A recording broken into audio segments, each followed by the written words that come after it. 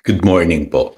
Tayo po'y mag-aaral ng salita ng Diyos, the book of Ephesians chapter 5, verses 22 hanggang 33. Mga babae, pasakop kayo sa sarili-sarili ninyong asawa tulad ng pagpapasakop ninyo sa Panginoon, sapagkat ang lalaki ang ulo ng kanyang asawa, tulad ni Kristo na siyang ulo ng iglesia, na kanyang katawan at siyang tagapagligtas nito. Kung paanong nasasakop ni Kristo ang iglesia, gayon din naman ang mga babae ay dapat pasakop ng lubusan sa kanilang asawa. Mga lalaki, mahalin ninyo ang inyong asawa na gaya ng pagmamahal ni Kristo sa iglesia. Inihandog niya ang kanyang buhay para sa iglesia upang ialay ito sa Diyos, matapos linisin sa pamamagitan ng tubig at ng salita. Ginawa niya ito upang ang iglesia ay maiharap niya sa kanyang sarili bilang isang maluwalhating iglesia na walang anumang dungis, ni kulubot man, upang ito'y maging banal at walang kapintasan. Gayon din naman dapat mahalin ng mga lalaki ang kanilang asawa, tulad ng sarili nilang katawan. Ang lalaking nagmamahal sa kanyang asawa ay nagmamahal sa kanyang sarili. Walang taong namumuhi sa sarili niyang katawan, sa halip ito'y kanyang pinapakain at inaalagaan tulad ng ginagawa ni Kristo sa iglesia. Tayo nga'y mga bahagi ng kanyang katawan. Gaya ng sinasabi sa kasulatan, dahil dito iiwan ng lalaki ang kanyang ama't ina at magsasama sila ng kanyang asawa at sila'y magiging isa. Ito ay isang dakilang hiwaga na aking inihahayag tungkol sa kaugnayan ni Kristo sa iglesia. Kaya't kayong mga lalaki, mahalin ninyo ang inyong asawa gaya ng inyong sarili. Mga babae, igalang naman ninyo ang inyong asawa. God's design for love and relationship. So, pag-usapan naman po natin ngayon ang buhay mag-asawa. And today, may mga katotohanan po akong sasabihin na ito po ay disenyo ng Diyos para po sa buhay ng mag-asawa. Unang-una pong katotohanan na dapat maintindihan po natin ay yung kasal o yung marriage is sacred. Ano po ibig sabihin nun? Ito po ay inordain ng Diyos para sa lalaki at babae. Ang sabi sa verse 31, the two will become one flesh in the sight of God and man. So, ganun po tinitignan ng Diyos. Ang pagsasama dapat po ay meron pong basbas ng Diyos. Ano po? Kaya ang kasal po ay isang covenant at ito po ay seryosong commitment sa dalawang nagmamahalan. Ano po? Na lalaki at babae. Kaya alam niyo po, sabi ng Mark chapter 10 verse 9, tingnan niyo po kung paano tinitignan ng Diyos ang pagsasama ng mag-asawang ikinasal. Ano po? Sabi diyan, therefore what God has joined together, let no one separate. Ayaw po ng Diyos sa hiwalayan.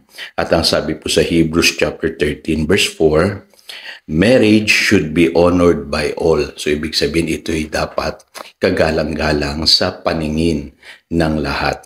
Kaya mahalaga po na makikita natin dito sa Ephesians chapter 5 verse 25 at verse 24 na iniugnay ng Apostle Paul yung relationship ng mag-asawa sa pagmamahal ni Kristo sa church. Kaya napakahalaga na makita natin yan sa ganun pong pananaw.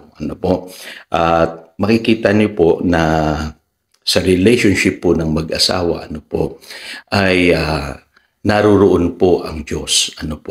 At dapat kilalanin nila na tanging Diyos lamang ang tanging makakapag-ayos at makakapagbigay sa kanila ng magandang pagsasama. Kaya maalala niyo po yung unang-unang miracle ng ating Panginoong Jesus.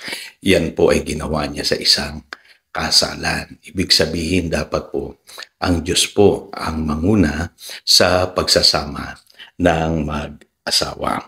Ngayon, may mga bagay na dapat po tayong isaalang-alang. Ano po, lalo na po sa modernong panahon, ano po, marami ng mga maling paniniwala. So sa paningin po ng Diyos ay bawal po yung live-in, yung pagsasama ng walang kasal. Ano po, ayaw din po ng Diyos sa hiwalayan, diborsyo, o yung mga tinatawag nating annulment sa panahon natin ngayon. Hindi po yan ang will ng Panginoon para sa mag-asawa. Ano po? At ayaw din ng Diyos sa premarital sex, yung nagkakaroon na po ng ugnayan sexual bago mag-asawa. Ayaw po yan ng Diyos. Kaya mahalaga po yun, mga kapatid, makita natin that marriage is sacred. Number 2, mapapansin nyo po no, sa verse 31 sa English Bible, ang sabi, "For this reason, a man will leave his father and mother and be united to his wife." At diyan po pinapakita na dapat mamuhay ng separate ang mag-asawa no po, sa kanilang mga magulang. So ito po isang katotohanan na minsan hindi napapansin ng iba.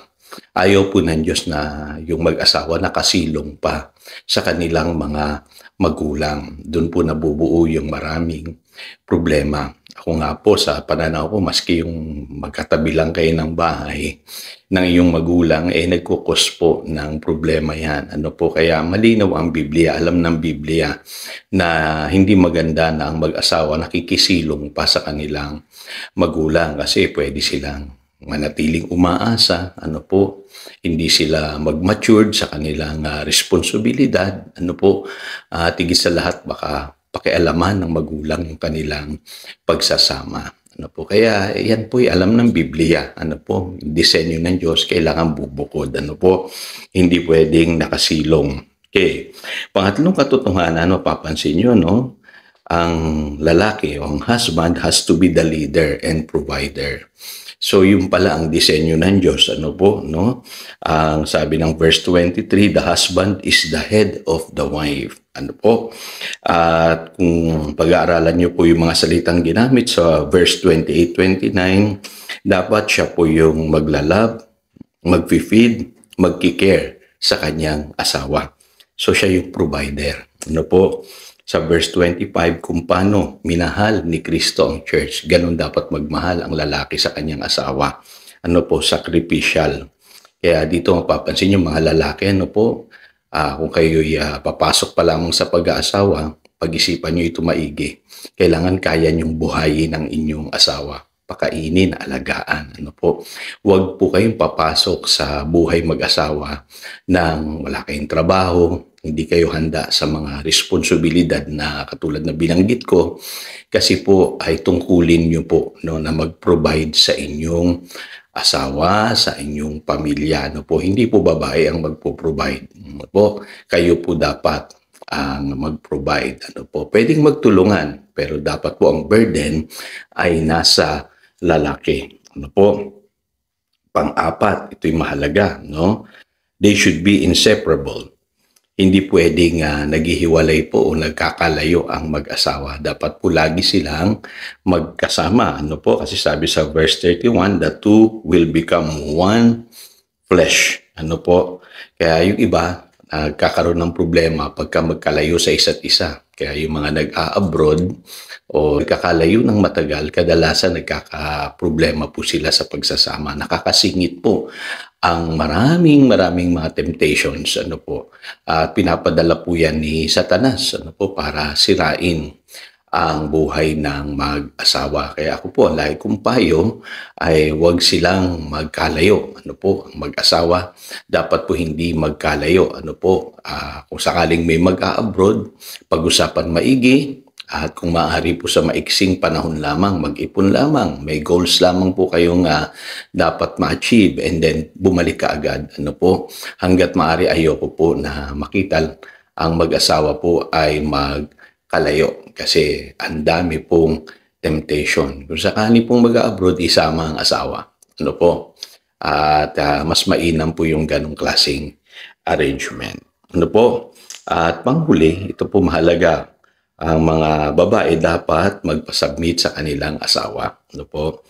Ang katotohanan niyan mahirap para sa iba. Ano po kasi sabi sa verse 22, wives, submit to your husband as to the Lord. Ano po kung paano ka nagpapasubmit sa Panginoon, ganun din pala ang pagpapasubmit ng babae sa kanyang asawa. Kaya dapat po ay meron kayong gentle and quiet spirit na binabanggit po sa 1 Peter chapter 3 verse 4. At dapat gawin niyong huwaran si Sarah na sinunod niya si Abraham at tinawag niyang master. Sabi sa verse 6, ano po? So, ito po, no? Nakakatawa lang. Pwedeng gawing biro kasi nung iba na ang tawag nila sa kanilang asawa ay master, commander, boss, no? At ang babaeng kadalasan nasusunod. Ano po? Pero sa Biblia po hindi ganoon. Ano po? Ang tunay pong leader ng sambahayan ay ang lalaki. Kaya mahalaga po yung katotohanan na yan. Ano po? At nawa matutunan po yan ng mga babae. Ano po? Kailangan magpasakop kayo sa inyong asawa. So again, ito si Pastor Jojo nagpapaalala upang daluyan tayo ng pagpapala, manatili tayo sa kanyang salita. Good morning.